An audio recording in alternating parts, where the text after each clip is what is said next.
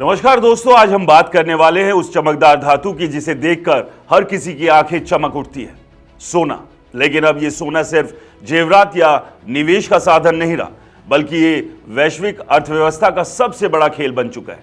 कीमतें आसमान छू रही है, लोग बेच रहे हैं, खरीद रहे हैं और बीच में सबसे बड़ा हाथ है चीन का। जी हाँ, चीन चुपचाप अपना गोल्ड रिजर्व बढ़ा रहा है और यही वजह है कि सोने की कीमतों में इतना उछाल आ रहा है। आज हम इस पूरी कहानी को फैक्ट्स और सही आंकड़ों के साथ समझेंगे, तो तैयार हो जाइए क्योंकि ये कोई मामूली बात नहीं है। सबसे पहले बात करते हैं चीन के गोल्ड रिजर्व की। पीपुल्स बैंक ऑफ चाइना यानी पीओसी ने 2025 में हर महीने सोना खरीदा, लगातार 14 महीने तक। आधिकारिक तौर पर साल भर में सिर्फ 27 टन सोना जोड़ा गया और अब कुल रिजर्व 2306 टन पहुंच गया, जो उनके कुल रिजर्व का करीब 8.5 से 9%। लेकिन दोस्तों, असली खेल यहां है। कई जानकार और एनालिस्ट जैसे गोल्डमैन सैक्स और सोसाइटी जनरल कहते हैं कि चीन असल में इससे कहीं ज्यादा खरीद रहा है। अनऑफिशियल खरीद 10 गुना तक ज्यादा हो सकती है, यानी 250 से 270 टन या उससे भी ज्यादा। कुछ रिपोर्ट्स तो अनुमान लगाती है कि चीन का असली गोल्ड स्टॉक 5000 से 5500 टन तक पहुंच चुका है। ये सब इसलिए क्योंकि चीन अमेरिकी डॉलर पर अपनी निर्भरता कम करना चाहता है। डॉलर के दबदबे को चुनौती देना है, आरएमबी को मजबूत करना है और सोना ही वो हथियार है जो सबसे सुरक्षित लगता है। कोई सैंक्शंस नहीं लगा सकता, कोई फ्रीज नहीं कर सकता। तो अब सुनिए एक दिलचस्प बात। चीन में सोने की कीमतें रिकॉर्ड हाई पर है, 5000 से 5600 डॉलर प्रति औंस तक पहुंची थी। ऐसे में वहां के लोग क्या कर रहे थे? बेच रहे थे। शंघाई के मॉल में ऑटोमेटेड गोल्ड रिसाइकलिंग मशीन लगी। ये एटीएम की तरह काम करती है। आप अपना पुराना जेवरात जैसे दादी नानी की अंगूठी या चेन मशीन में डालो, वो वजन चेक करती है, प्योरिटी टेस्ट करती है, पिघलाती है और 30 मिनट में आपके बैंक अकाउंट में कैश ट्रांसफर कर देती है। कोई पेपर वर्क नहीं, कोई झंझट नहीं।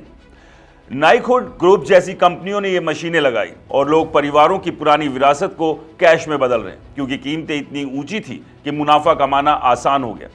दोस्तों, ये दिखाता है कि चीन में सोना अब सिर्फ जमा नहीं बल्कि ट्रेडिंग का बड़ा टूल बन चुका है। लेकिन दोस्तों, ये सिर्फ चीन की कहानी नहीं है, ये ग्लोबल इकोनॉमी का सिग्नल है। 2025 में वर्ल्ड गोल्ड काउंसिल के मुताबिक सेंट्रल बैंक्स ने कुल 328 टन सोना नेट खरीदा, जो हाई प्राइस के बावजूद हिस्टोरिकल नॉर्म्स में बहुत ऊपर है। चीन, भारत, तुर्की, पोलैंड सब डॉलर से दूर होकर सोने की तरफ जा रहे हैं, क्योंकि जियोपॉलिटिकल टेंशन, ट्रेड वॉर और अमेरिकी डॉलर की अनिश्चितता बढ़ रही है। चीन तो सबसे आगे है। वो ब्रिक्स के जरिए एम ब्रिज जैसे सिस्टम से डॉलर फ्री ट्रेड को पुश कर रहा है और सोना उसकी बैकअप करेंसी बन रहा है। अब भारत की बारी।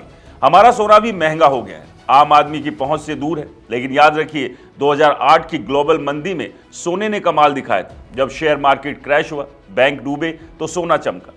आज भी कई एक्सपर्ट्स कह रहे हैं कि ग्लोबल इकोनॉमी मंदी के संकेत हैं। अमेरिका में ट्रंप की पॉलिसी, चीन की स्लोडाउन और ट्रेड टेंशन, ऐसे में सोना ही सबसे सुरक्षित निवेश लगता है। तो भाइयों, सलाह सुने तो इस वक्त गोल्ड बेचने की सोचिए भी मत। गोल्ड को होल्ड कीजिए, ऐसा एक्सपर्ट्स कह रहे हैं, क्योंकि चीन का ये गुप्त खेल और सेंट्रल बैंकों की खरीदारी सोने को और ऊपर ले जा सकती है। अगर मंदी आई तो सोना आपका साथ देगा, जैसे 2008 में दिया।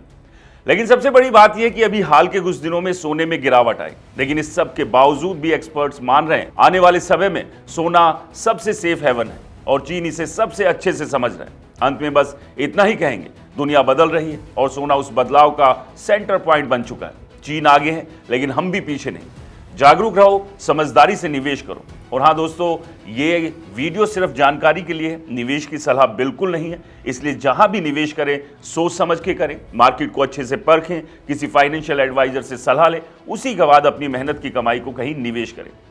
इस वीडियो को लाइक कीजिए, शेयर कीजिए और हमारे चैनल को सब्सक्राइब और फॉलो करना बिल्कुल मत भूलिए। नमस्कार।